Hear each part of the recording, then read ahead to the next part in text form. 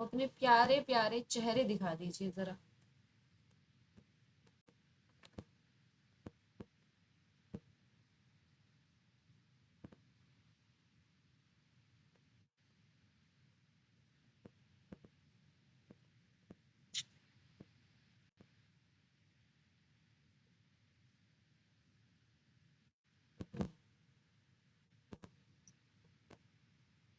ठीक है, सभी को स्क्रीन दिख रही है मेरी? अभी शायद नहीं दिख रही है स्क्रीन।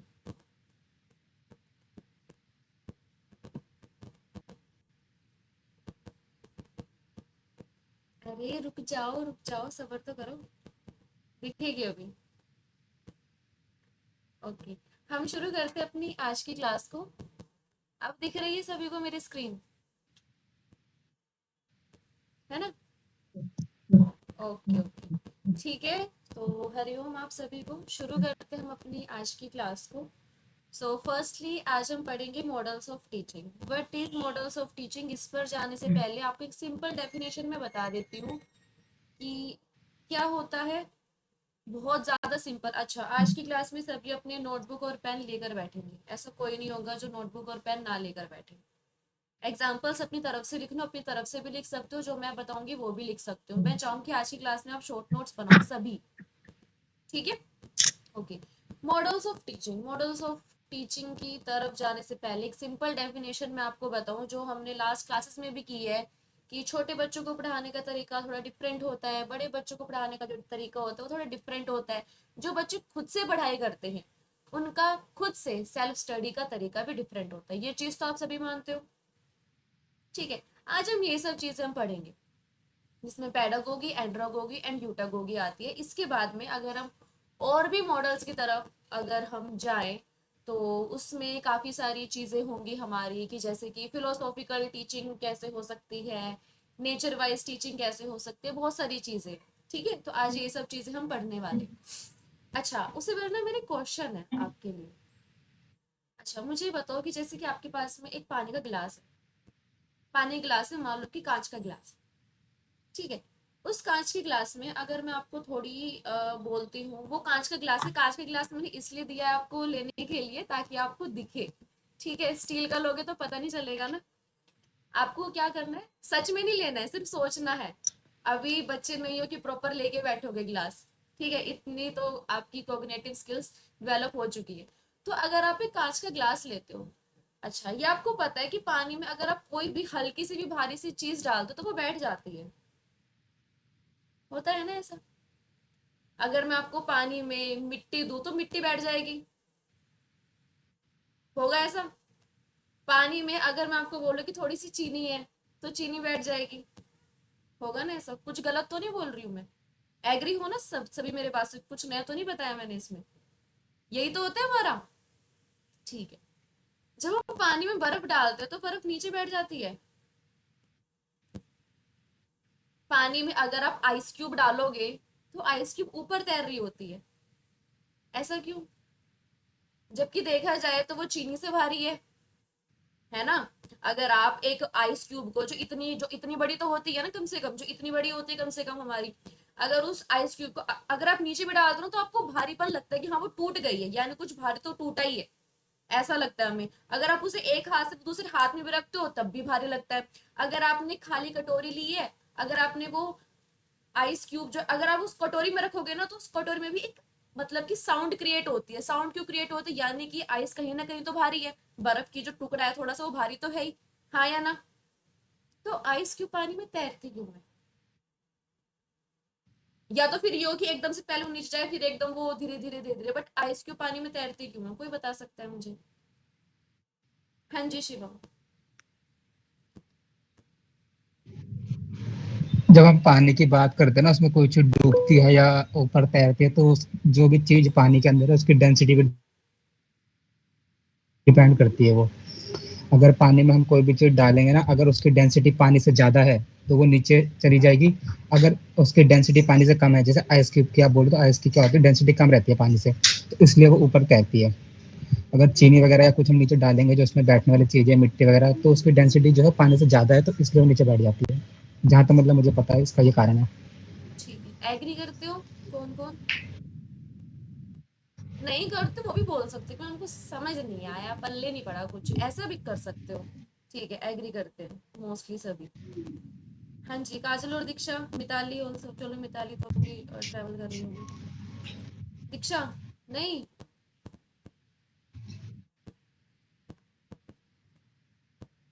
मुझे आवाज नहीं आ रही है, सबको नहीं आ रही, आपकी आवाज नहीं आ रही मुझे। क्या बोलूं मैं, मुझे पता नहीं है ना एग्जैक्ट की क्या है, तो मैं अच्छा, अभी भी नहीं आ रही क्या? अभी आ रही है पर थोड़ा कट कट के आ रही है, तो मुझे ही आ रही है फिर सबको आ रही है, सबको आ रही है कि कट कट की आवाज? दीक्षा की ना, है ना? हाँ हाँ। नहीं, अच्छा सिर्फ मुझे आ रही कट कट की आवाज? ऐसा हो रहा है ना? ऐसा क्यों हो रहा है मेरे साथ? मेरे साथ में क्यों होता है ऐसा? मेरे क्यों नेटवर्क जाते हैं हमेशा? मैं तो ये भी नहीं बोल सकती कि अपनी नेटवर्क ठीक करो, मेरे खराब हो जाते हैं, घर पे रहता है थोड़ा सा। ठीक है, ओके। जो ये मॉडल्स ऑफ टीचिंग, ये तो अभी साइड में रखते हैं। जो मैंने बर्फ वाली नहीं, बात बताई है अब तो, सही आ रही होगी। हाँ अभी ठीक आ रही है। ठीक है, तो शिवम ने जो डेंसिटी वाली बात बोली है, किसी को समझ में आई होगी, किसी को नहीं समझ में आई होगी।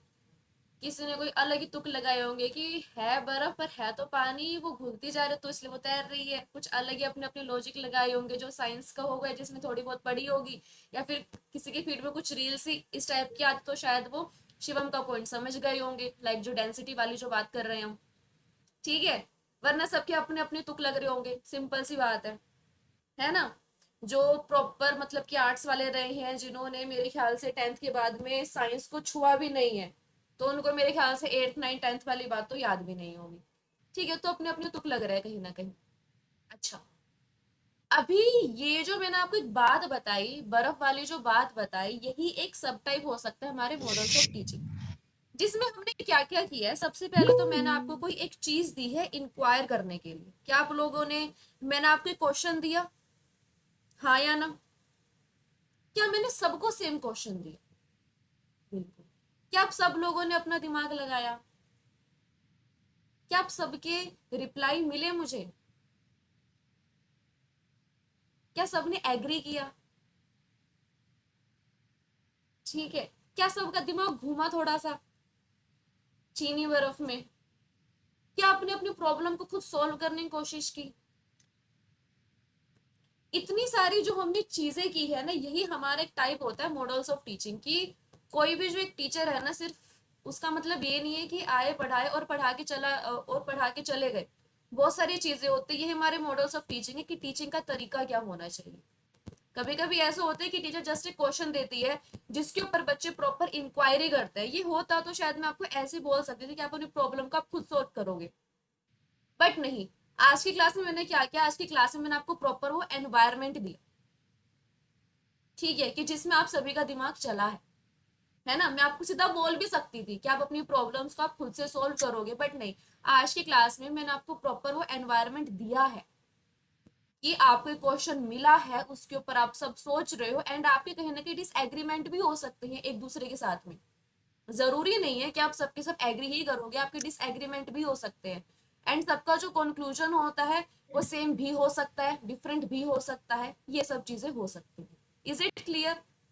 ठीक है। क्या हुआ? मैम आवाज, आपकी आवाज नहीं आ रही। आवाज गई मेरी? अब आ गई मेरी आवाज?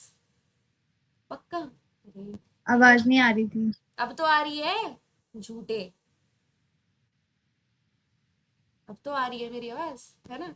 ठीक है। घर पे ऐसे रहता है, घर का जो वाईफाई है ना, पता नहीं क्या हो जाता है, पुराना हो गया तो शायद स्पीड खराब हो गई है इसकी। ओके, करते हम अपनी आज की क्लास को शुरू, that is models of teaching. वैसे हम शुरू कर चुके हैं, बट प्रॉपर अब हम नोट्स के साथ में करेंगे। पीपीटी में इसलिए नहीं लेकर आई क्योंकि मैं लेकर आ जाती हूँ पीपीटी आप पढ़ लेते हो और नोट्स कोई खोलता ही नहीं है, ये मुझे पता लग गया। यही तो होता है ना? इसलिए मैं नहीं लेकर आई हूँ। ठीक है, models of teaching. Primary continuum शिक्षण के 3 मुख्य मॉडल है, पैडागोगी, एंड्रागोगी एंड यूटागोगी। अब देखो, अभी मैं आपको ये 3 तो बताने वाली हूँ, इसके बाद में जो मैं इनके प्रॉपर जो सब मॉडल्स बताऊंगी ना, इसके बाद में आप खुद बताओगे कि इसमें से कौन सा मॉडल पैडागोगी के लिए, इसमें से कौन सा मॉडल एंड्रा के लिए, इसमें से कौन सा मॉडल यूटागोगी के लिए। Is it clear? ठीक है, चलिए। तो क्या रहेगा, सबसे पहले अगर मैं बात करूं यहाँ पर पैडागोगी की, ठीक है। सो गोगी जहां पर भी आए, चाहे वो पैडा हो, एंड्रा हो, यूटा हो, गोगी का मतलब होता है लीड करना, leading. Is it clear? Okay, ये आपको जहां पर भी दिखे गोगी का जो शब्द होता है वो होता है लीडिंग। देख लो एक बार, क्या होता है, लीडिंग होता है। एंड्रागोगी हो गया, इन सब में क्या होगा, इन सब में इसका जो मतलब होगा, गोगी का मतलब बता रही हूँ मैं सिर्फ, गोगी का मतलब होता है लीड करना। अब पैडागोगी में पैडा का क्या मतलब होगा, यहाँ पर पैडा का मतलब होगा चिल्ड्रन, ठीक है। एंड्रागोगी में गोगी का मतलब होगा लीडिंग, और एंड्रा का मतलब होगा मैन या फिर अडल्ट। यूटागोगी, यूटागोगी में गोगी का मतलब क्या होगा, ठीक है, इसमें क्या होता है, सेल्फ डिटरमाइंड या फिर सेल्फ डिस्कवरी, सिंपल भाषा में देखा जाए। सो पैडागोगी क्या है, जब हम बच्चों का मार्गदर्शन करते हैं ना, बच्चों को जब हम लीड करते हैं, that is your pedagogy. Clear, simple भाषा में, बहुत ही ज्यादा बच्चों को पढ़ाने वाला तरीका जो होता है। एंड्रागोगी क्या होता है, अडल्ट जो होते हैं, जब अडल्ट का मार्गदर्शन होता है, जब अडल्ट को पढ़ाया जाता है, वो होता है हमारा एंड्रागोगी, जो कि हम सब हो गए अभी एंड्रागोगी, है ना। यूटागोगी में क्या होता है, यूटागोगी होता है आपका सेल्फ डिटरमाइंड या फिर डिस्कवरी, यानी कि स्व निर्धारित खोज अभिगम। यहाँ पर बच्चा जो होता है डिस्कवरी करके सीखता है, खोज करके नई नई चीजों को सीखता है, और स्व निर्धारित भी करता है, अपने गोल्स हो गए, उद्देश्य जो हो गए, वो उद्देश्य खुद से निर्धारित भी करेगा, उस उद्देश्य को कैसे अचीव करना है ये भी वो खुद से ही सेट करेगा।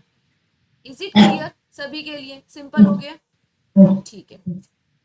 अभी हम देख लेंगे अब पैडागोगी, देखो लगा पाओगे थोड़ा सा दिमाग। पैडागोगी, बच्चों को पढ़ाना है ना, तो बच्चों को पढ़ाने, बच्चों के अंदर तो इतना दिमाग रहेगा नहीं कि वो खुद से कंट्रोल कर ले सबको, नहीं होगा ना, तो यहाँ पर टीचर की जरूरत होगी, है ना, ठीक है। एंड्रा में क्या रहेगा, एंड्रा में रहेगा सेल्फ डायरेक्टेड, यानी कि स्वनिर्देशित, आप लोग कर तो रहे हो, आपने ही चुना ना कि आपको क्या पढ़ना है, आपने ही चुना ना आपको कैसे पढ़ना है, ठीक है। एंड्रागोगी, बट यहाँ पर भी आपको टीचर की जरूरत है। इज इट क्लियर सभी को? यूटागोगी में क्या होगा, यूटागोगी में हो जाएगा आपका ऑटोनोमस। ऑटोनोमस का मतलब क्या होता है, पूर्ण स्वायत्त। यहाँ पर आप खुद से ही देखोगे, खुद से ही पढ़ना है आपको, क्या करना है लाइफ में, क्या नहीं करना, उसको अचीव किस तरीके से करना है, यहाँ पर पूरा आप खुद से ही करोगे। क्लियर सभी को? चलिए फिर, अगर इतना क्लियर है तो लर्नर्स कंट्रोल, यहाँ पर क्या रहेगा, यहाँ पर जो बच्चा रहेगा ना पैडागोगी में, वो डिपेंडेंट रहेगा टीचर के ऊपर। क्यों रहेगा डिपेंडेंट, बच्चा छोटा है, बच्चे को नहीं पता कि इसको क्या पढ़ना है क्या नहीं पढ़ना, तो वो टीचर के ऊपर ही निर्भर रहेगा, टीचर जो पढ़ा देंगे वो ये पढ़ लेगा। यही तो होगा छोटे बच्चों को पढ़ाने के लिए, सिंपल जा रहा है बहुत ज्यादा। यही बात अगर मैं एंड्रा की बात करूं, सो एंड्रा में क्या होगा, एंड्रा में हो जाएगा इंडिपेंडेंट प्रॉब्लम सोल्वर, बिल्कुल हो जाएगा, आप खुद से ही लेके चलो, ज्यादा मुश्किल नहीं है। यूटागोगी में क्या हो जाएगा, यूटागोगी में हो जाएगा कैपेबिलिटी एंड कैपेसिटी बिल्डिंग। यूटागोगी में जो इनका मेन फोकस रहेगा वो ये रहे कि अपनी क्षमता को कैसे बढ़ाना है, खुद को जानो भाई, कैपेसिटी को बिल्डअप करो अपनी, यूटागोगी। क्लियर, ठीक है।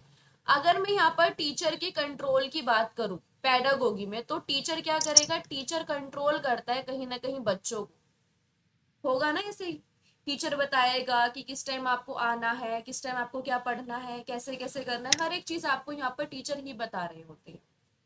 एंड्रागोगी में क्या होता है, एंड्रागोगी में क्या होता है, फैसिलिटेटर का काम करते हैं, मेंटोर का काम करते हैं। क्यों बात करते हैं हम फैसिलिटेटर की, अगर आपको कोई भी प्रॉब्लम हो रही है इन पेपर 1, तो आप मुझसे पूछोगे आके कि ये सब चीजें वो मैं फेस कर रही हूँ या फिर फेस कर रहा हूँ मैं, मुझे ये सब चीजें प्रॉब्लम हो रही है। अब मैं क्या करूंगी, बिल्कुल बेसिक चीजें तो मैंने आपको बताऊंगी ना, बट मैं क्या करूंगी, जहां पर भी आपको प्रॉब्लम हो रही है वहां पर मैं एक मार्गदर्शक की तरह काम करूंगी, यही तो होगा, है ना। बिल्कुल ए फॉर एप्पल तो मैं नहीं पढ़ाने वाली हूँ आपको, या फिर मैं ये भी नहीं बोलने वाली कि आपको रटना ही है सारा का सारा। हम क्या करते हैं यहाँ पर, आप पढ़ो, आप समझो, कोई प्रॉब्लम है तो उसका निवारण कर देते हैं, यही तो होती है चीजें, यही होता है ना, यही होता है ना। एग्जाम्पल के लिए कि आप में से मतलब कि काफी होंगे जो योगा की क्लास देते हैं, मतलब कि एज एन इंस्ट्रक्टर, तो अगर आपके स्टूडेंट को कभी कोई प्रॉब्लम होती है किसी मतलब के आसन में, तो आप ये तो नहीं बोलते कि तो करना ही पड़ेगा तुम्हें और तुम्हें रोज यही करना है, तुम्हारी तबीयत खराब हो रही है, कुछ भी हो रहा है, बट तुम्हें ये तो फॉलो करना ही पड़ेगा। नहीं, आप क्या करते हो, आप उसको फैसिलिटेट करते हो। ठीक है, जैसे ही आपके बच्चे को थोड़ी सुविधा लगे कि हाँ बच्चा इतना करता है, सिर्फ उसी के हिसाब से तो आप उसको बोलते हो ना कि आप इतना पुश कर सकते हो। एग्जाम्पल के लिए कि किसी की बैक में प्रॉब्लम है बहुत बुरे वाली, आप उसको उसी दिन बोल रहे हो कि आप बैक बेंडिंग करो, तो क्या हो पाएगा? ये नहीं हो पाएगा ना। ठीक है, तो जिस हिसाब से आप सुविधा देखोगे कि जिस हिसाब से बच्चा कर सकता है, आप उसको उसी हिसाब से फैसिलिटेट भी करोगे, सुविधा दाता की तरह आप काम करोगे यहाँ पर। Is it clear? ठीक है, यूटागोगी में कोच की तरह काम करेंगे, ये हमने कोचिंग वाली क्लास में भी किया है। यूटागोगी में क्या होगा, यूटागोगी में बच्चा खुद से कर रहा है कि उसको क्या करना है क्या नहीं करना है। अगर उसको कभी जरूरत पड़ती है तो वो एक कोच ले लेगा। कोच उसको सिखाता नहीं है कि तुम्हें कैसे खेलना है। एग्जाम्पल के लिए क्रिकेट में कोच जो होते हैं वो खेलना नहीं सिखाते, वो उसकी परफॉर्मेंस को कैसे अच्छा कर सकते हैं ये चीज बताते हैं। Is it clear? है ना सभी के लिए? ओके, किसी का अनम्यूट है क्या माइक यहाँ पर? ओके, मेन ऑब्जेक्टिव क्या रहेगा पेडागोगी क्या, कि अगर मेरी क्लास में कोई नर्सरी एलकेजी क्लास का बच्चा है तो मैं चाहती हूँ कि ना बस बच्चा याद कर ले, बस बच्चा ना जो भी मैं उसको बता रही हूँ ना बस वो उसको एक्वायर कर ले, बस वो उसको प्राप्त कर ले और वो उसको याद करे। क्यों याद करे? ताकि जब एग्जाम में लिखने के लिए बैठे तो उसको याद आ जाए। सिर्फ मेरा फोकस इतना ही रहेगा। अगर मैंने ए फॉर एप्पल बताया तो बच्चा उसको याद करे। ठीक है, चलो यहाँ पर क्या होगा, एंड्रागोगी में practical application and solving problems. बिल्कुल, आप यहाँ पर जो सब भी चीजें सीखते हो एंड्रागोगी के अंदर, आप चाहते हो कि एटलीस्ट ये कहीं तो हम अप्लाई कर सके अपनी लाइफ में, कहीं तो करें। ठीक है, और यूटागोगी में क्या होगा, ट्रांसफॉर्मेशनल कैपेबिलिटी। आप क्या चाहते हो कि जो भी आपकी क्षमता है ना आप उसको ट्रांसफॉर्म कर दो बहुत अच्छे तरीके से। इज इट क्लियर सभी को? है ना? अच्छा, अभी हम देख लेते हैं कि इसमें क्या क्या सब चीजें होंगी। एक सेकंड देना बस मुझे।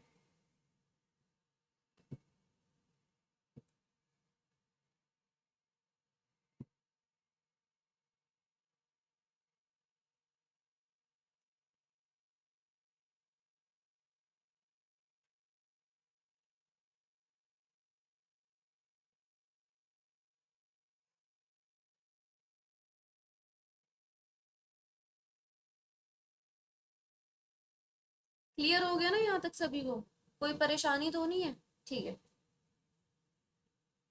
पैडागोगी वही है, सेम सब चीजें। इसमें पैडा का मतलब है आपका चाइल्ड एंड गोगी का मतलब है आपका लीडर ऑफ। ठीक है, नेचर कैसा होगा? अच्छा देखो, नेचर, नेचर में क्या दिया, एक शब्द दिया हुआ आपको कन्वेंशनल। कन्वेंशनल जिसका मतलब है आपका पारंपरिक। इसका क्या मतलब होगा, कोई बता सकता है मुझे? कन्वेंशनल का मतलब पारंपरिक। पेडागोगी में हमने कन्वेंशनल, कन्वेंशनल, ट्रेडिशनल, पारंपरिक, ये सब चीजें क्यों बोल रहे हैं हम पेडागोगी में?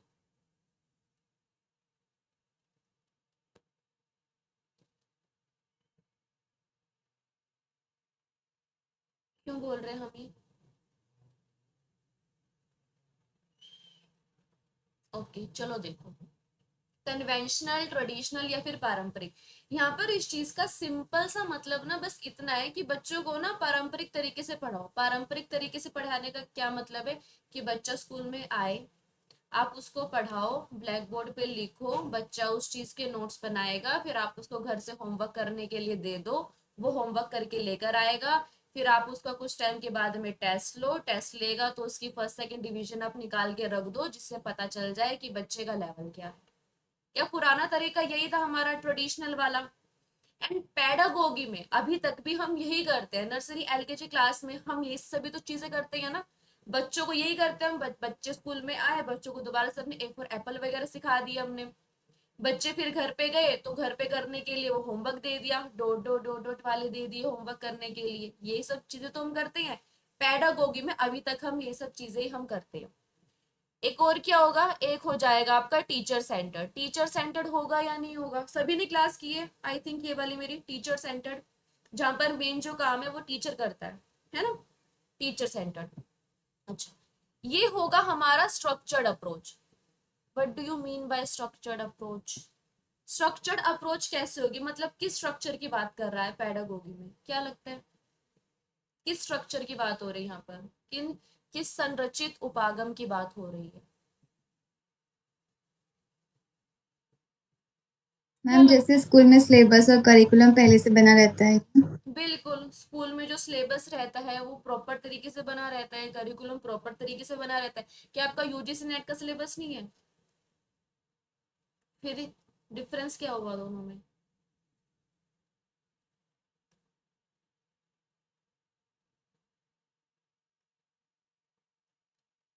कुछ भी दिमाग में आ रहा है बता दो, गलत देखो, गलत तो कुछ है नहीं, ठीक है, कुछ भी आ रहा है दिमाग में कि मुझे ये लग रहा है तो वो चीज बता दो, शायद क्या पता वही हो, या फिर क्या पता उससे कोई एक नई चीज निकल जाए। शायद आप एक शब्द बताओ, किसी और के दिमाग में उसी से रिलेटेड कोई एक और पॉइंट आ जाए। क्या लग रहा है किस स्ट्रक्चर की बात कर रहे हैं पेडागोगी पे?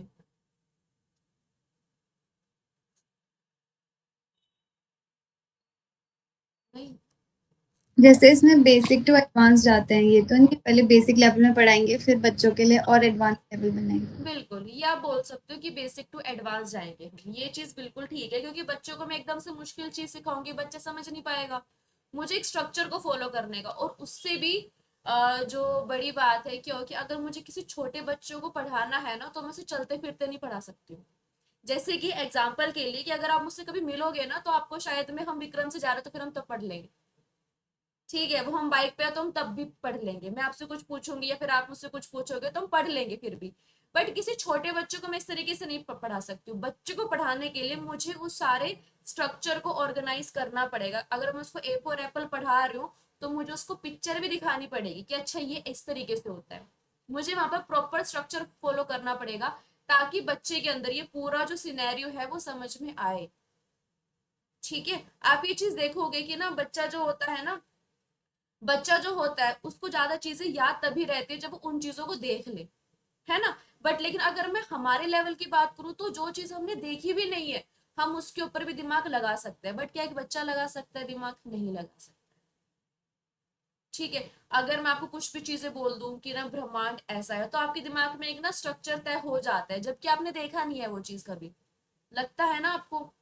बट लेकिन बच्चे के साथ में नहीं होता है वैसा, बच्चे के साथ में हमें प्रॉपर स्ट्रक्चर को फॉलो करके चलना पड़ता है, चाहे वो बेसिक टू एडवांस हो या फिर उन सभी स्ट्रक्चर्स की जरूरत जो बच्चों को पढ़ाने के लिए आपको हेल्प करेगी। क्लियर हो गया? ठीक है, किस किस पर फोकस रहेगा? Instructor controls what to learn. यहाँ पर जो पढ़ाने वाला होता है ना वही कंट्रोल करता है कि क्या पढ़ाना है, कैसे पढ़ाना है और पढ़ाने की स्पीड क्या होनी चाहिए। ये सभी जो चीजें होती है इंस्ट्रक्टर ही कंट्रोल करता है। मैं अभी आपसे पूछ सकती हूँ कि क्या आपको पढ़ने का मन नहीं, या फिर आप लोग थक गए हो, तो आप बोलोगे कि नहीं आप पढ़ोगे पढ़ोगे, ना तो नहीं करनी है, ठीक है। बट लेकिन यहाँ पर क्या होगा, यहाँ पर टीचर ही कंट्रोल करते हैं कि बच्चों कितना पढ़ाना है, कैसे पढ़ाना है, कितना घर के लिए काम करना है, सारी चीजें टीचर ही कंट्रोल कर रहे हो। क्लियर? पेडागोगी। अच्छा, अब ना आपके एक थिंकर है हर्बर्ट, ठीक है, कहीं पर नाम याद आ रहा है क्या इनका? हर्बर्ट। मेमोरी लेवल में। Memory level. हाँ जी, शिवम से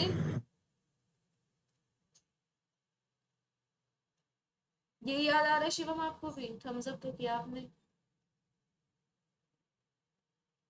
चलो फिर, हर्बर्टियन पेडागोगिकल मॉडल देख लेते हैं। अभी इसमें क्या है, इजी है बहुत ज्यादा, ठीक है। इन्होंने क्या बोला है ना, इन्होंने ना 6 लेवल्स बताए हैं। 6 लेवल्स क्या स्तर बताए हैं, या फिर आप बोलो कि स्टेप्स बताए हैं, ठीक है। जिसमें सबसे पहला क्या है, सबसे पहला होगा आपका प्रिपरेशन, प्रिपरेशन हो जाएगा।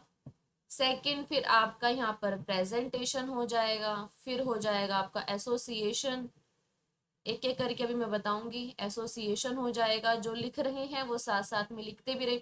अच्छा, अगर किसी को ऐसा लगे कि मेरी स्पीड थोड़ी ज्यादा हो रही है तो आप मुझे बोल सकते हो कि मैम हम नोट्स भी बना रहे हैं साथ साथ में, थोड़ा सा रुक जाओ हम लिख लेते हैं, ठीक है। तो ऐसा कुछ नहीं है, कि आप सोचो कि अरे मैम तो आगे निकल गई, हमारा तो रह ही गया जो हम लिख रहे थे।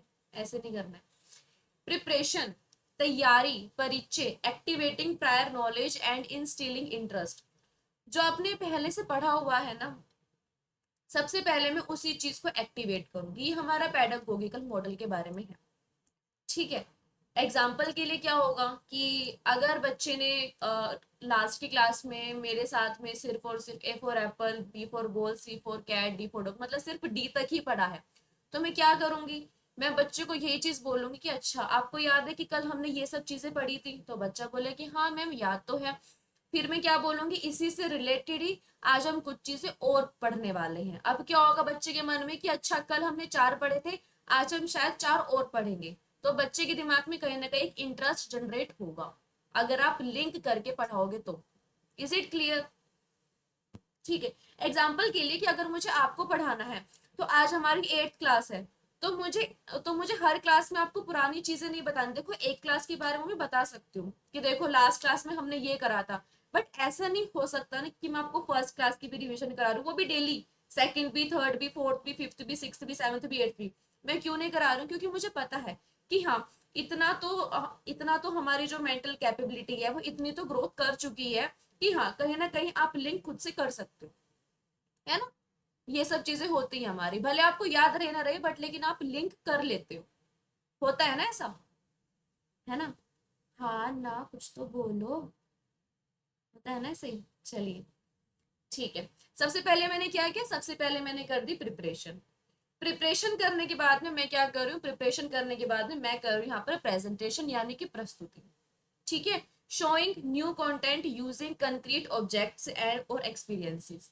मैं यहाँ पर क्या कर रही हूँ, मैं एक नए कंटेंट को अब मैं पढ़ा रही हूँ, सिंपल भाषा में मैं पढ़ा रही हूँ। एंड पढ़ा मैं किस तरीके से रही हूँ, कुछ चीजें मैंने दिखा दी है, वही कि ए फॉर एप्पल पढ़ा रही हूँ तो फिर एप्पल की फोटोग्राफ दिखा दी मैंने बच्चे को, ठीक है। जिससे बच्चा क्या होगा, जिससे बच्चा समझ पाए कि अच्छा ऐसे भी होता है, ठीक है। इज इट क्लियर सभी के लिए?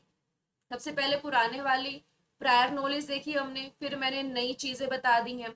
एसोसिएशन, एसोसिएशन का क्या मतलब होगा यहाँ पर, comparing new material with past experience to note similarities and differences. यहाँ पर क्या होगा, जो भी चीज आप नहीं पढ़ रहे हो ना, आप उसको जो आपने पहले पढ़ लिया है आप उसको उससे कंपेयर करोगे। जिस वजह से क्या होगा, जिस वजह से आपको ये पता चलेगा कि आज जो हमने पढ़ा है और जो हमने कल पढ़ा था इनके बीच में कितनी सिमिलैरिटी है, यानी कि ये दोनों कितनी कितनी चीजें सेम है, और इनके बीच में डिफरेंस कितना है, अंतर कितना है, ठीक है। ये सब चीजें तो हम भी कर लेते हैं कभी कभी कि जो भी हमने आज पढ़ा है और जो हमने कल पढ़ा था, हम इन दोनों चीजों को हम कंपेयर कर लेते हैं, ये देखने के लिए कि दोनों के बीच में सिमिलैरिटी कितनी है और डिफरेंस कितना है।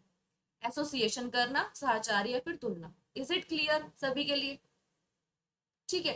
फिर आता है एक जनरलाइजेशन। जनरलाइजेशन का क्या मतलब होता है, सामान्यकरण।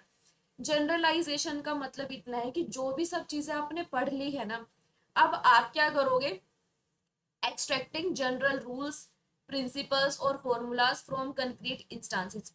मूर्त उदाहरणों से सामान्य नियम या सिद्धांत बनाना। इसका क्या मतलब हो सकता है, कोई बताएगा मुझे? जिन्होंने पहले पढ़ रखा है वो भी बता सकते हो, जिन्होंने नहीं पढ़ा है वो नाम देख के क्या लग रहा है वो भी सब चीजें बता सकते हो।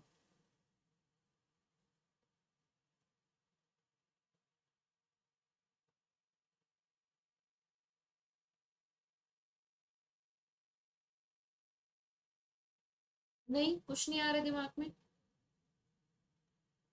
कुछ नहीं आ रहा दिमाग में, ठीक है। जनरलाइजेशन, सामान्यकरण, यानी कि जो सब भी चीजें आपने पढ़ी है आप उसको बिल्कुल सामान्यकरण कर दो उसका। यानी कि अब आप ये देखो कि ये सब जो भी चीजें हमने पढ़ ली इसको हम इन जनरल हम कहाँ कहाँ पर यूज कर सकते हैं। एग्जाम्पल के लिए कि आपने क्या सीखा, आपने प्लस माइनस सीख लिया। अब प्लस माइनस सीखने के बाद में आप उसका सामान्यकरण तो करोगे ना कि इस चीज को मैं कहाँ कहाँ पर यूज कर सकता हूँ। एग्जाम्पल के लिए आप किसी दुकान पर गए, ठीक है, वहां पर भी आपको हिसाब तो करना होता है कि 10 रुपए का सामान था पर आपके पास में 50 का नोट था, तो आप वहां पे देखते हो ना कि अच्छा मुझे कितने वापस लेने चाहिए दुकानदार से। या आपने क्या किया, जो जो चीज आपने पहले पढ़ ली अब आप उसको जनरल रूल्स में अप्लाई करना चाहते हो, इन अ वेरी जनरल सेंस आप उसको अप्लाई करना चाहते हो, ये हो जाएगा आपका जनरलाइजेशन। आप खुद से देखते हो कि ये चीज मैं कहाँ पर अप्लाई कर सकता हूँ, ठीक है। एंड एप्लीकेशन क्या होता है, जो आपने सोच लिया था ना कि ये सब चीजें मैं यहाँ पर यूज कर सकता हूँ, अब आप उसको एक्चुअल में अप्लाई कर रहे हो। ठीक है, अब आप उसको एक्चुअल में अप्लाई कर रहे हो। ठीक है, रिकैप्चुलेशन, दोहराव, ये तो आप सभी को पता होगा कि जितनी भी जो चीजें हैं अगर आप उसको लंबे समय तक अपने दिमाग में याद करना चाहते हो तो बार बार आपको उन चीजों को रिवाइज करना पड़ेगा, दोहराना पड़ेगा। ठीक है, ये मैं क्या करूंगी, यह जांचना कि विद्यार्थियों ने अवधारणा को कितना समझा है, इसलिए मैं उनसे बार बार रिकैप्चुलेशन कराती रहती हूँ। क्लियर हो गए हैं 6 के 6 स्टेप्स? ओके, अच्छा अच्छा, पैडागोगिकल, अब मैं इसकी ट्रिक बता देती हूँ आपको एक। ठीक है, लिख तो नहीं पाऊंगी, आप लिख लो यहाँ पर P2AGAR, यानी कि इन सब के पहले पहले वर्ड्स, 2 बार P है तो P2AGAR। लिख लिया सभी ने? ब्रैकेट में लिख लो P2AGAR। अच्छा, पैडागोगिकल, छोटे बच्चों को पढ़ा रहे हो ना, छोटे बच्चों को पढ़ा रहे हो तो छोटे बच्चों को आप ऐसे करते हो ना, अब देखो आपके पास में कोई बच्चा है जिसने काम नहीं किया तो आप उसको क्या बोलोगे, P2, अगर नहीं पढ़ाई की तो यही तो बोलोगे। तो P2, अगर P2 बन चुका है हमारा, P2AGAR, अगर P2 अगर, बन गई ट्रिक। अब ये कैसे रहे कि पैडागोगी में ही यूज हो रहा है, क्योंकि पैडागोगी में ही हम छोटे बच्चों को पढ़ा रहे हैं। अब मैं आपको तो नहीं बोल सकती कि P2 अगर पढ़ाई नहीं की, तो मैं आपको नहीं बोल सकती ना ये वाली बात, तो आप बोलोगे मैम हाथ तो लगा के दिखाओ, आप तो मुझे ऐसे बोल दोगे है ना, तो आपको तो मैं नहीं बोल सकती हूँ। ठीक है, और जो बच्चा खुद से पढ़ रहा है, जो यूटा गोगी है, वो तो मुझसे पढ़ ही नहीं रहा है, तो मैं उसको भी नहीं बोल सकती कि P2 अगर काम नहीं किया, तो मैं किसको बोलूंगी, मैं सिर्फ पैडागोगिकल वाले बच्चे को ही बोल। ठीक है, जो एकदम छोटा है। ओके, अब आप बोलो कि इन सबको कैसे याद रखोगे। देखो, P2 अगर, वैसे आपको ट्रिक पूरी पता लग ही गई है। ठीक है, अगर आप ये याद रखो कि P2 में भी 2 P है, तो सबसे पहले आप किसी भी चीज को प्रिपेयर करोगे, सिंपल बात हो गई। प्रेजेंट करने के बाद थोड़ी ना प्रिपेयर करोगे, है ना। आप देखो, आप खाना बनाने की सबसे पहले तैयारी ही तो करोगे, या पहले खाना बना के रख दे फिर आप तैयारी करोगे, ये क्या बात हुई, है ना। एंड एसोसिएशन, सबसे पहले आप उसको तुलना करोगे, अप्लाई तो आप हमेशा बाद में करते हो। तो याद रहेगी पैडागोगिकल की ट्रिक, P2 अगर पढ़ाई नहीं की तो इस तरीके से। एंड्रा में नहीं यूज होगा, ठीक है, वरना मार खा लोगे कभी ऐसे बोल दिया तो। ठीक है, ओके। हर्बर्ट का मॉडल सभी को समझ में आ गया है? किसी को कोई डाउट रहेगा इसमें, हर्बर्ट वाले में? नहीं, कोई भी डाउट है तो पूछ सकते हो। क्लियर एकदम? मुझे सच में ऐसा लग रहा है कि शिवम आज मेरे क्लास में कोई बच्चा आ गया पढ़ने के लिए अलग एकदम। चलिए एंड्रा की तरफ बढ़े। एंड्रा देखो वही सब चीजें जो अभी हम कर चुके हैं, अडल्ट लर्निंग की तरफ है। किसने दिया है? एंड्रागोगिकल मॉडल, ये देख सकते हो आप, दैट इज दिया आपका मैल्कोम नोल्स। मैल्कोम नोल्स ने दिया है आपका। ठीक है, मैल्कोम नोल्स ने दिया, अडल्ट आर सेल्फ डायरेक्टेड होते हैं। देखो, यह वयस्क शिक्षा का सिद्धांत है, इसमें शिक्षार्थी आत्मनिर्देशित होते हैं और अपने पूर्व अनुभवों का उपयोग करते हैं। देखो, अपनी लाइफ में जो भी सब चीजें सीख ली हैं, जो आपने एक्सपीरियंस किया, आप चाहोगे कि आप उसको कहीं ना कहीं अप्लाई करो। वो सिर्फ पढ़ाई के बारे में नहीं होता। अगर किसी को प्यार में धोखा मिला है ना, वो भी एक्सपीरियंस लेगी, उसको कहीं ना कहीं अप्लाई करता है कि अच्छा, पिछली बार ना मैंने ये गलती की थी, बट इस बार नहीं करूंगा ये वाली गलती में। होगा ना ऐसा ही? ठीक है, तो एंड्रागोगिकल वाले क्या करते हैं, जो उन्होंने एक्सपीरियंस कर लिया है ना, वो उसको यूज करते हैं। ठीक है, एंड जो नहीं करते वो तो फिर पागल है, करना चाहिए। ठीक है, ओके, एंड्रागोगिकल। ठीक है, बाकी सब चीजें हम इसके बारे में पढ़ ही चुके हैं। यूटागोगी, यूटागोगी आपकी यूरिस्किन वर्ड से निकला है, ग्रीक वर्ड है जिसका मतलब क्या होता है, टू डिस्कवर, खोज करना। ठीक है, ये सब चीजें अभी हम कर चुके हैं, वही सब चीजें जो मैं आपको बता चुकी हूँ ना, बस उसको लिख दिया है प्रॉपर इस तरीके से, वरना चार्ट वाली ही सब चीजें। ठीक है, क्लासिफिकेशन करें अभी हम टीचिंग मॉडल्स की। देखो, classification of teaching models, teaching model को ना क्लासिफाई किया गया है, वर्गीकरण किया है। किसी भी चीज को हम क्लासिफाई क्यों करते हैं? ताकि उसको समझना मुश्किल ना। किसी भी चीज को अगर आप चाहते हो कि वो आसानी से तो नहीं बट लेकिन एक तरीके से आपकी समझ में आ जाए तो आप उसका वर्गीकरण करते हो। ठीक है, तो मॉडल्स ऑफ टीचिंग को ने क्या किया है, 3 कैटेगरी में ना इसको क्लासिफाई किया है। एक तो है आपका फिलोसॉफिकल मॉडल, ठीक है, एक है आपका फिर साइकोलॉजिकल मॉडल, ठीक है, एंड एक है आपका मॉडर्न मॉडल्स। इन सभी चीजों को अभी हम पढ़ने वाले हैं। इजी तो नहीं है बट हाँ इंटरेस्टिंग है। फिलोसॉफिकल फिर भी ठीक लगे। अच्छा, एक चीज मैं आपको बता देती हूँ कि फिलोसॉफिकल मॉडल किसने दिया है, उसका नाम है इजराइल शेफर। इन सभी के ट्रिक्स मैं बता दूंगी, टेंशन मत लेना, ठीक है। फिलोसॉफिकल मॉडल जो एक टर्म दिया है एंड इसके अंदर जो सब मॉडल्स आते हैं वो दिया आपका इजराइल शेफलर ने, बट इसके अंदर जो सब मॉडल्स है वो किस किसने दी है ये सब चीजें भी देख लेना, ठीक है। वैसे नेम्स तो कम आते हैं बट फिर भी मैं आपको नेम्स दे रही हूँ ताकि आपको पता होनी चाहिए, ठीक है। Okay, insight model, insight model दिया आपका प्लेटो ने, ठीक है। Okay, for in a very general sense मैं आपको बता दूं कि प्लेटो जो है वो पॉलिटिकल फिलोसफी के फादर माने जाते हैं, वैसे बताया मैंने, ठीक है। Okay, insight model, knowledge requires internal self effort and understanding, not just receiving facts. ज्ञान केवल बाहरी जानकारी पाना नहीं है, इसके लिए आंतरिक प्रयास और बोध की आवश्यकता होती है। क्या समझा आपने इस मॉडल से, क्या है ये? ज्ञान केवल बाहरी जानकारी पाना नहीं है, इसके लिए आंतरिक प्रयास और बोध की आवश्यकता होती है।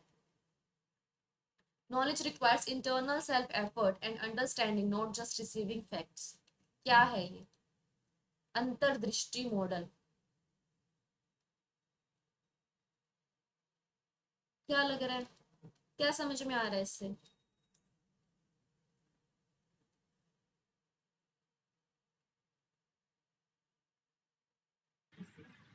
सेल्फ अवेयरनेस जैसा कुछ। क्या बोल रहे हो, सेल्फ अवेयरनेस?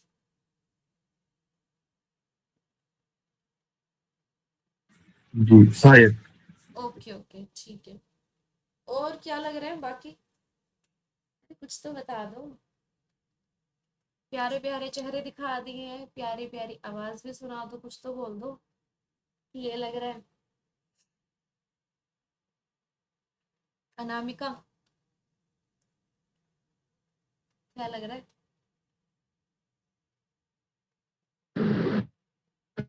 मुझे लग रहा है कि अब ब्रेक मिल जाना चाहिए ऐसा कुछ।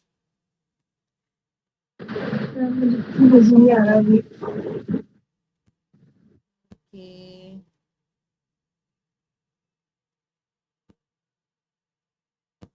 मैम आपकी आवाज नहीं आ रही है। अरे मुझे बोल, पहले मैं बोल तो लूँ कुछ तभी तो आएगी, बस मैंने कुछ बोला ही नहीं है। हाँ जी बताइए, क्या लग रहा है? इनसाइट मॉडल, अच्छा ठीक है।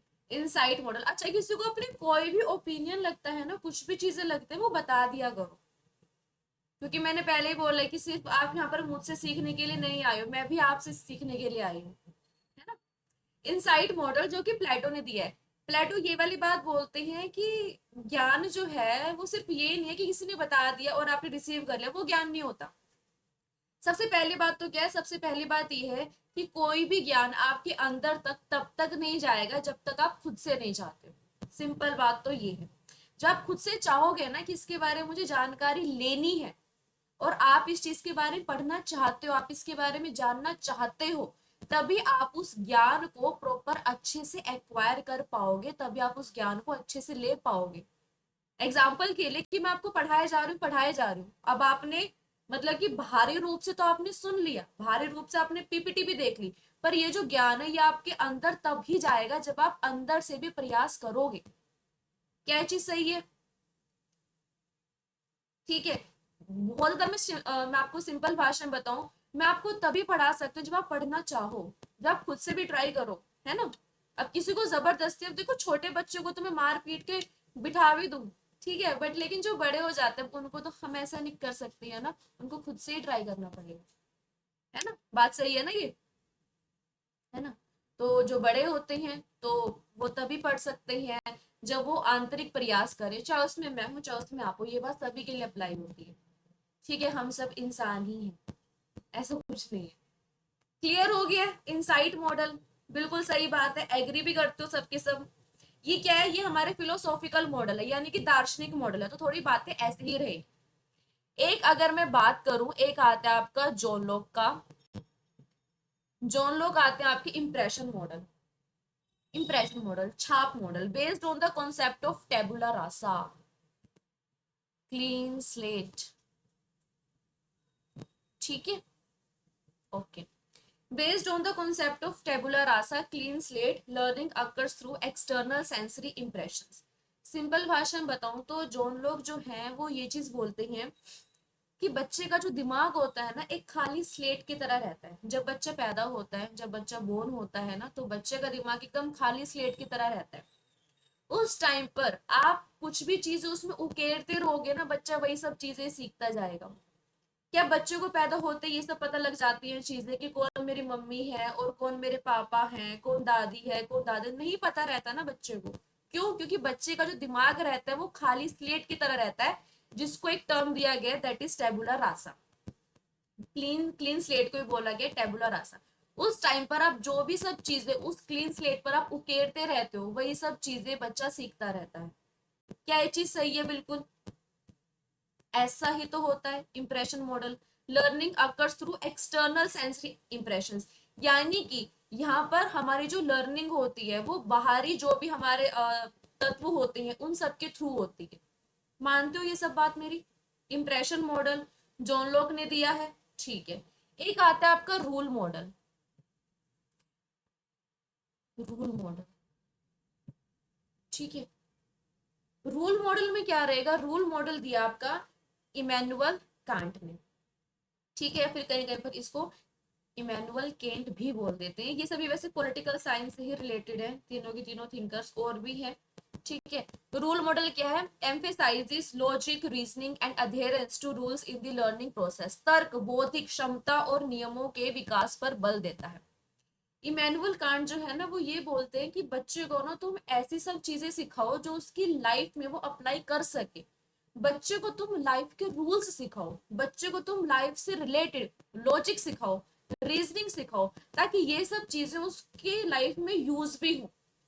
ठीक है, सिंपल भाषा में ये बोलते हैं कि बच्चों को तुम्हें ऐसे रूल सिखाने चाहिए तर्क से रिलेटेड, बौद्धिक क्षमता से रिलेटेड, जो उसकी लाइफ में अप्लाई हो सके। क्या ये भी बात ठीक है? मानते हो? फिलोसॉफिकल मॉडल तीनों के तीनों क्लियर हो गए हैं? चलो अभी हम इनकी ट्रिक बनाते हैं। जिसके दिमाग में कुछ भी ट्रिक है वो खुद से बता सकता है, ऐसा जरूरी नहीं है। अच्छा, रूल मॉडल दिया आपका इमैनुअल कांट ने। कांट को आप एकांत कर दो। क्या एकांत में रहने के लिए कुछ रूल्स होने चाहिए? अगर आप एकांत चाहते हो तो लाइफ में कुछ रूल्स होने चाहिए ना, डिस्ट्रैक्शन ना हो, काफी सारी चीजें। तो कांत और रूल कहीं ना कहीं आप रिलेट कर जाओगे, कर जाओगे रिलेटेड। रूल मॉडल, एकांत, कांत कर लोगे याद, ठीक है। अगर मैं इंप्रेशन मॉडल की बात करूं, इंप्रेशन मॉडल जो कि जॉन लॉक ने दिया है, जॉन लॉक का आप लुक कर दो, ठीक है। किसी का, अब हम बोलते हैं ना कि किसी के लुक से हम उसका इंप्रेशन बता देते हैं। एग्जाम्पल के लिए कि जब हम किसी पर्सन को फर्स्ट टाइम देखते हैं तो हम उसके बारे में कुछ जानते ही नहीं है, हमें क्या पता कि वो नेचर वाइज कैसा है कैसा नहीं है। बट हम क्या करेंगे, हम उसकी लुक देखकर ही एक इंप्रेशन सेट कर लेते हैं कि हाँ इंप्रेशन तो पड़ रहा है पर्सन का, होता है ऐसा। तो लुक और इंप्रेशन कहीं ना कहीं आप रिलेट कर लोगे। ये दोनों चीजें याद हो जाएंगी किस किस ने दिया है? इंप्रेशन, लुक, रूल, एकांत। क्लियर? इनसाइट मॉडल क्या लगता है प्लेटो कैसे याद रखोगे? इनसाइट कुछ भी आ रहा है दिमाग में तो?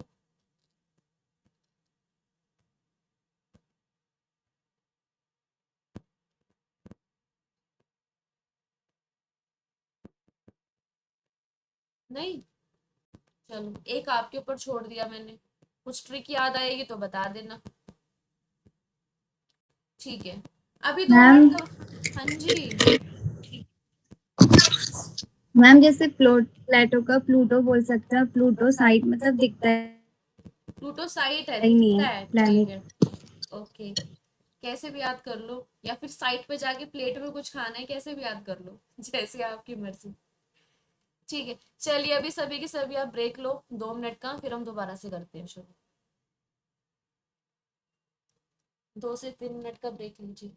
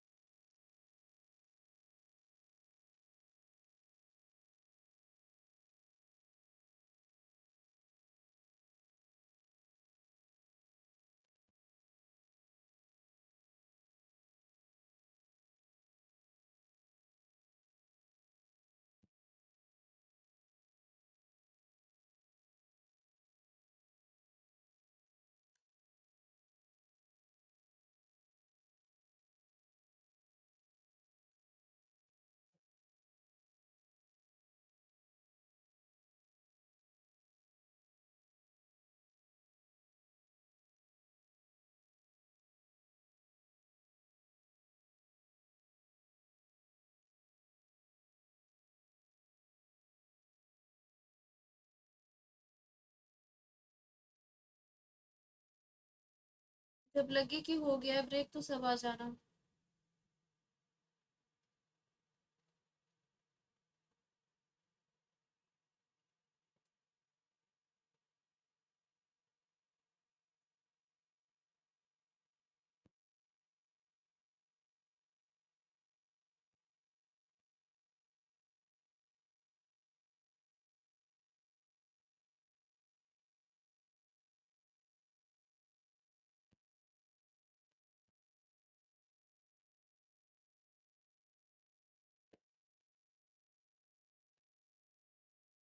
आ गए हैं तो कैमरा ऑन कर लो ताकि मुझे पता चल जाए कि सब आ गए।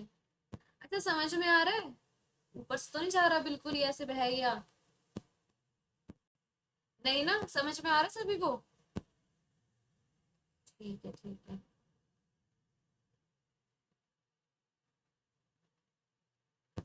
करें फिर शुरू? ठीक है, ओके ओके, चलो फिर देखते हैं। फिलोसॉफिकल हमारा कंप्लीट हो चुका है यहाँ पर, अभी हम करेंगे साइकोलॉजिकल।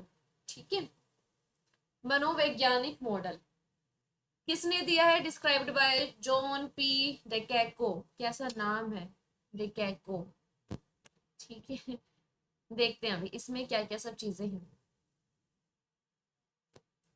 फर्स्टली अगर मैं बात करूं, इसमें सबसे पहला आता है आपका बेसिक टीचिंग मॉडल, जो किसने दिया है? जो कि दिया है हमारा रॉबर्ट ग्लेजर ने। कैसे याद रखोगे? बेसिक टीचिंग मॉडल दिया आपका, बुनियादी शिक्षण मॉडल दिया आपका रॉबर्ट ग्लेजर ने। कैसे याद रखोगे ग्लेजर? देखो, ग्लास में पानी पीना तो बेसिक चीज है ना, है ना? ग्लास में पानी पीना तो बेसिक चीज है, इस तरीके से याद कर लेना। ग्लेजर का मैंने ग्लास कर दिया है, बेसिक हो गया है, ग्लास और बेसिक कर लेना। ठीक है, divides teaching into 4 distinct phases. Robert Glazer ने क्या किया? रॉबर्ट ग्लेजर ने ना टीचिंग को 4 फेजेस में डिवाइड कर दिया। सबसे पहला है आपका इंस्ट्रक्शनल ऑब्जेक्टिव्स। रिलेट कर पाओगे, इंस्ट्रक्शनल ऑब्जेक्टिव्स का यहाँ पर क्या मतलब है कि हम क्या पढ़ाने वाले हैं, सबसे पहले तो हमें उसी चीज का एक उद्देश्य सेट करना होगा। मानते हो ये बात? है ना? इंस्ट्रक्शनल ऑब्जेक्टिव्स, अनुदेशात्मक उद्देश्य। जो भी मैं चीज आज पढ़ाने वाली हूँ, मुझे क्या करना है? मुझे उस चीज का सबसे पहले एक उद्देश्य सेट करना है, उद्देश्य देखना है मुझे सबसे पहले। तो उद्देश्य देखने के बाद में मैंने क्या किया है? मैंने entering behaviour and prior knowledge, प्रारंभिक व्यवहार, मैंने ये देखा है कि जो भी चीज मैं पढ़ाने वाली थी वो सब चीज तो मैंने सेट कर लिया। अब मैंने क्लास में आके मैंने ये देखा है कि बच्चे ने इस बारे में कितना पढ़ रखा है या बच्चे ने पहले कितना पढ़ रखा है, जिससे मुझे हेल्प मिल सके। एग्जाम्पल के लिए कि आज मैं पढ़ाने वाली हूँ, टेबल्स पढ़ाने वाली हूँ मैं, बट बच्चों को यही नहीं पता कि 1 2 3 4 क्या है, तो क्या मैं पढ़ा पाऊंगी? नहीं पढ़ा पाऊंगी। तो मुझे बच्चे की प्रायर नॉलेज को भी चेक करना है। ठीक है, इंस्ट्रक्शनल प्रोसीजर। अब मैंने क्या किया, मैंने पढ़ाना शुरू किया, पढ़ाना शुरू करने के बाद में मैंने फिर चेक किया, मूल्यांकन किया कि बच्चों कितना आ गया। सिंपल, बहुत ही ज्यादा। उद्देश्य बनाया, उद्देश्य बना के बच्चे का नॉलेज चेक की जो पहले पढ़ाया हुआ है, फिर मैंने पढ़ाया, पढ़ाने के बाद में मैंने उनका मूल्यांकन कर दिया। चारों फेजेस क्लियर है? कोई डाउट इन सब चारों में? अनुदेशात्मक, उद्देश्य, प्रारंभिक व्यवहार, अनुदेशात्मक प्रक्रिया, प्रदर्शन, मूल्यांकन। इसमें कोई प्रॉब्लम है किसी को बेसिक टीचिंग मॉडल में? नहीं? अच्छा, जो लिख रहे हो प्लीज लिख लो, कोई बात नहीं, टाइम ले लो अपना। कीवर्ड्स ही लिखने हैं, पूरी पूरी कहानियां मत लिख देना।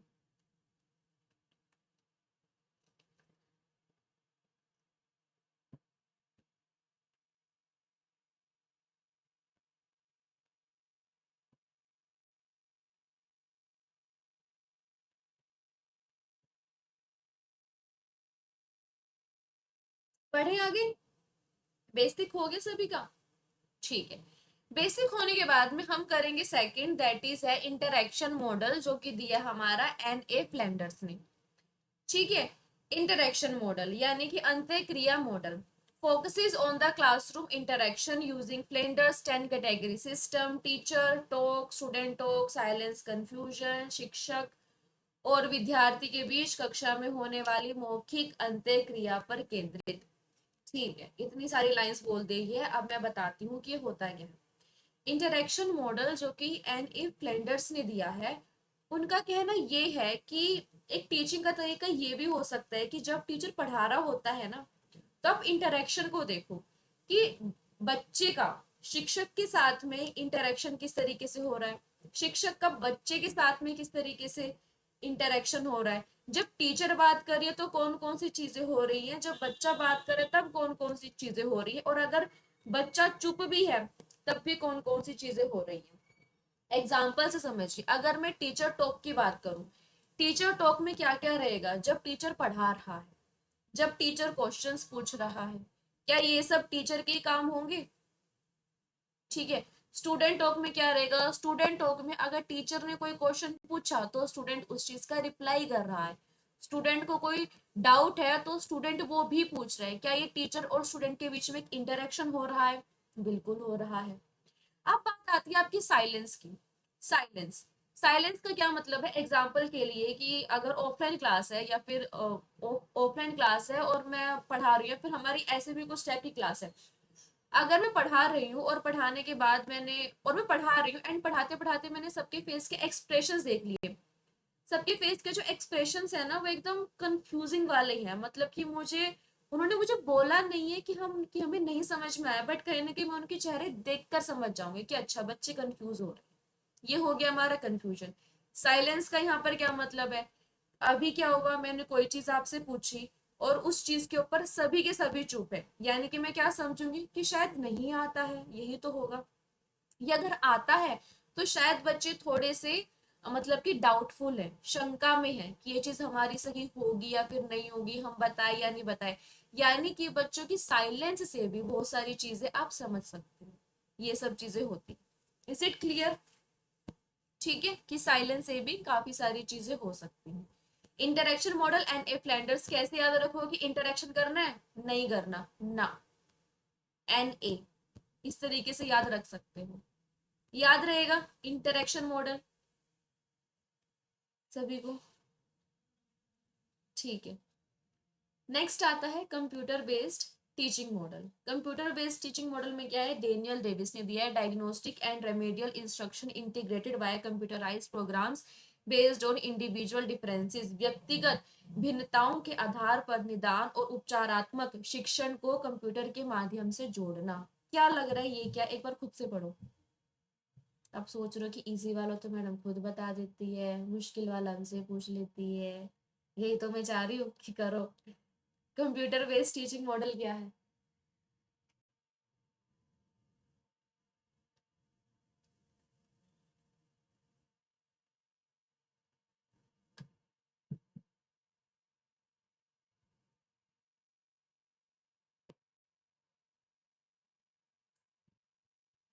जिसको जो भी लगे बताइए।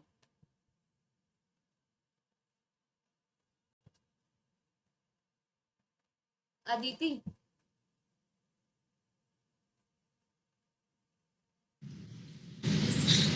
नहीं समझ। नहीं अब समझाया तो मैंने है ही नहीं, मैं तो खुद से बोल रही कि आपको कितना समझ आ रहा है। दीक्षा। नहीं। शिवम।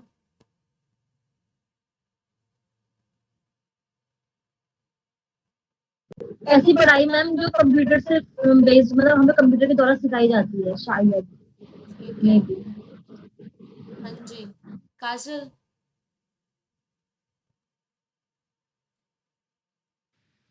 मैम अगर जो लिखा हुआ है उसके बेसिस पे देखें तो इंडिविजुअल्स डिफरेंस है जो हम सब में, उन चीज को डायग्नोस करना और देन उसमें हमको उनको रेमेडी देना कंप्यूटर के थ्रू। ऐसा कंप्यूटर के थ्रू कैसे कर सकते हैं डायग्नोस और रेमेडी?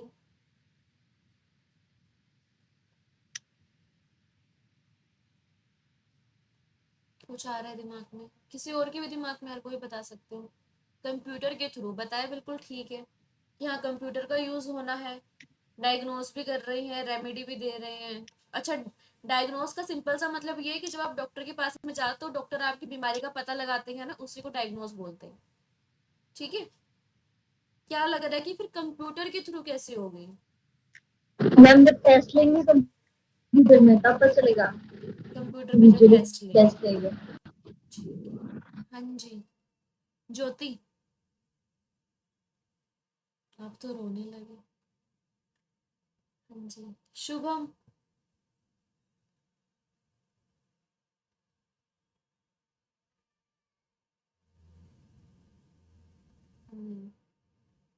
ठीक है। अच्छा, डायग्नोस और रेमेडी तो करनी है, बट कंप्यूटर के थ्रू कुछ भी आ रहा है दिमाग में कि चलो अच्छा टेस्ट लेंगे, और क्या हो सकता है? देखो, एक तो ये हो सकता है कि बच्चे का आप मतलब कि इंडिविजुअल डिफरेंसेस के थ्रू, मतलब वैसे ही टेस्ट दो। सबसे पहले आपने बीमारी का पता लगा लो, तो आप उसको वैसे ही टेस्ट दो कि ठीक है बच्चा इस लेवल की चीजें कर पाएगा।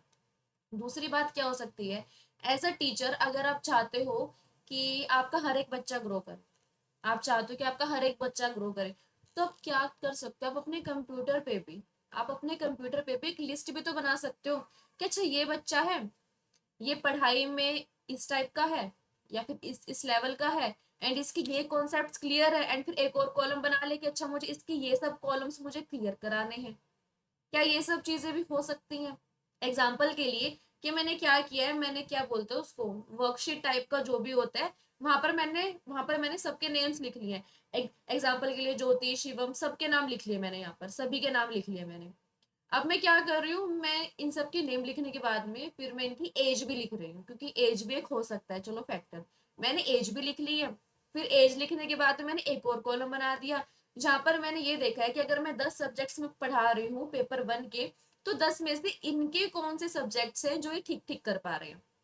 ये चीज मैंने देखी। ठीक है। मैंने देखा कि हाँ टीचिंग सही है, हायर एजुकेशन ठीक है, चलो पहले मैंने ये सब लिस्ट बना ली।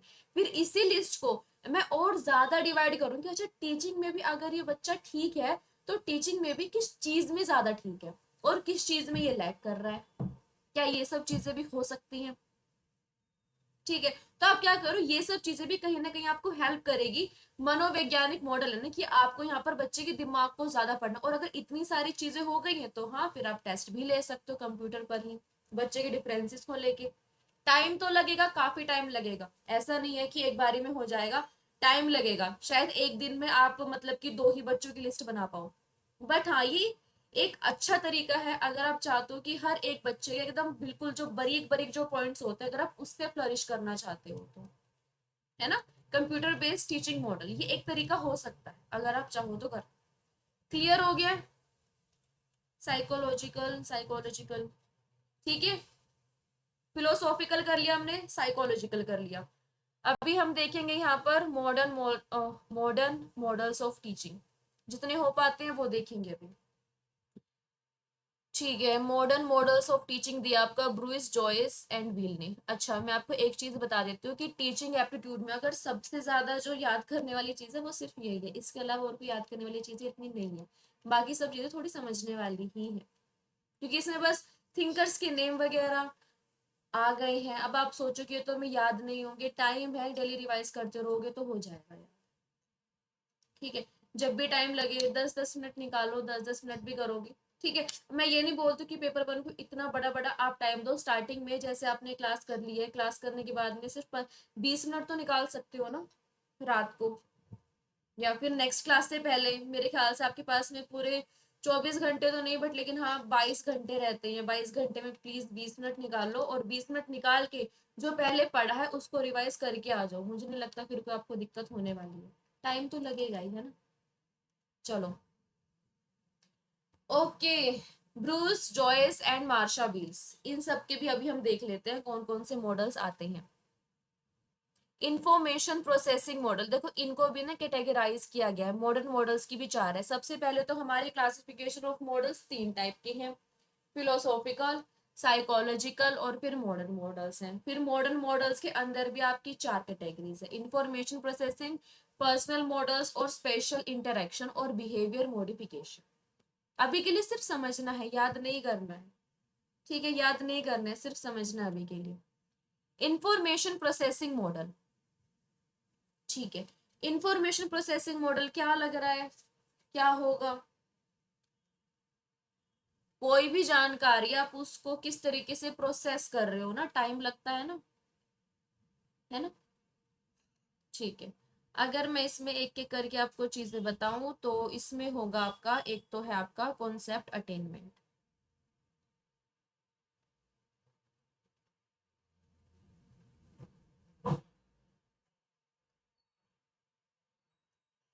कॉन्सेप्ट अटेनमेंट जो किसने दिया है? जेरोम ब्रूनर ने दिया है और हिल्डा टाबा ने दिया। चलो,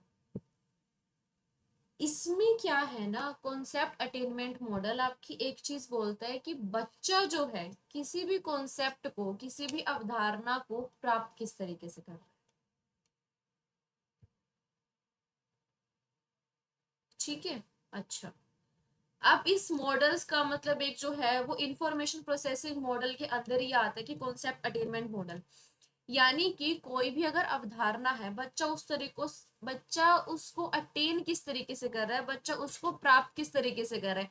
यानी कि यहाँ पर मेन काम जो रहेगा वो बच्चे का काम रहेगा। क्योंकि अगर आप ध्यान से देखो, ये आपका इंफॉर्मेशन डिलीवरिंग मॉडल नहीं है, यहाँ पर टीचर डिलीवर नहीं कर रहा है। यहाँ पर ये है कि इंफॉर्मेशन प्रोसेस की, अगर देखो सिंपल सी बात, इंफॉर्मेशन प्रोसेसिंग मॉडल, अगर मैंने आपको कोई भी जानकारी दे दी है, उस जानकारी को आप किस तरीके से प्रोसेस कर रहे हो। यानी कि ये पूरा जो काम रहेगा, ये जितने भी जो आपके मॉडल्स दिए गए हैं ना, यहाँ पर मेन काम कौन करेगा? यहाँ पर मेन काम करेगा वो स्टूडेंट, वो लर्नर। कॉन्सेप्ट अटेनमेंट, बच्चा किस तरीके से किसी भी कॉन्सेप्ट को अटेन कर रहा है। एग्जाम्पल के लिए, टीचर ने अगर कुछ भी पढ़ाया है, बच्चा उसको किस तरीके से एक्वायर कर रहा है, सिंपल भाषा में। क्लियर सभी को? ये बच्चे का काम रहेगा कि वो किस तरीके से कर रहा है ना। अच्छा, अब मुझे एक बात बताइए कि टीचर पढ़ा सकता है, टीचर हेल्प कर सकता है, टीचर फैसिलिटेट करता है, बट टीचर प्रोसेस नहीं करा सकता ना कि आपके दिमाग में क्या सब चीजें चल रही हैं। तो ये काम आपका ही रहेगा। मैं आपको कोई भी काम बताऊंगी, मैं आपको समझा सकती हूँ, कोई डाउट रहेगा मैं उसको क्लियर करा सकती हूँ, बट आपके दिमाग में वो किस तरीके से प्रोसेस हो रहा है, ये काम आपका रहेगा। किसी भी अवधारणा को आप कितना प्राप्त करना चाहते हो, किस तरीके से प्राप्त करना चाहते हो, उसको किस कैटेगरी में रखना चाहते हो, ये आपका काम होगा। क्लियर सभी को? अच्छा, एक आएगा आपके पास में इंक्वायरी ट्रेनिंग मॉडल, जो किसने दिया है? रिचर्ड शूमैन ने दिया है। इंक्वायरी ट्रेनिंग मॉडल कुछ नहीं है, जो हमने क्लास की स्टार्टिंग में किया था, बर्फ वाला एग्जाम्पल। किसी को डाउट है उस बर्फ वाले एग्जाम्पल से कि आप सभी ने क्या किया था? आप सभी ने खुद से इंक्वायर की थी चीजें, खुद से पूछताछ की थी, खुद से ही अन्वेषण किया था। ये सब चीजें हो जाती हैं आपकी इंक्वायरी ट्रेनिंग मॉडल में। पूछताछ करके चीजों को सीखना, इंक्वायर करना। अच्छा, पूछताछ सिर्फ ये नहीं होता ना कि आप सामने वाले से कर रहे हो, इंक्वायरी तो आप खुद से भी कर सकते हो, है ना। क्लियर सभी को? चलो, ठीक है फिर। और तो इसमें देख लेती हूँ मैं और क्या क्या हो सकता है।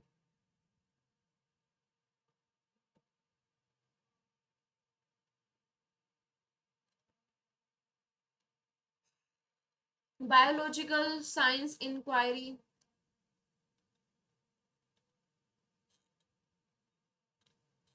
बायोलॉजिकल वही है कि साइंस के तरीके से सीखो, खुद से सवाल करो, कोई प्रॉब्लम है तो पूछ सकते हो। यानी कि यहाँ पर बच्चा सिर्फ पढ़ेगा नहीं, बच्चा उसको प्रैक्टिकली करके देखेगा इन अ वेरी सिंपल लैंग्वेज। यही तो होगा बायोलॉजिकल साइंस इंक्वायरी। साइंस में हम यही सब चीजें करते हैं, है ना। कोग्निटिव ग्रोथ में क्या रहेगा? कोग्निटिव ग्रोथ आप सभी को पता है कि जहां पर हम अपने दिमाग के ऊपर ज्यादा जोर देते हैं। ओके, यहाँ से वैसे हम कल करेंगे क्योंकि इसमें और भी सब चीजें हैं। ठीक है, आई थिंक कि आज के लिए बहुत बहुत है इतना, है ना। आज के लिए इतना बहुत है। बायोलॉजिकल साइंस इंक्वायरी तक ही किया है हमने आज। ओके, बाकी फिर हम करेंगे कल, वरना फिर सब कुछ आपके दिमाग में मिक्स हो जाएगा, जो कि शायद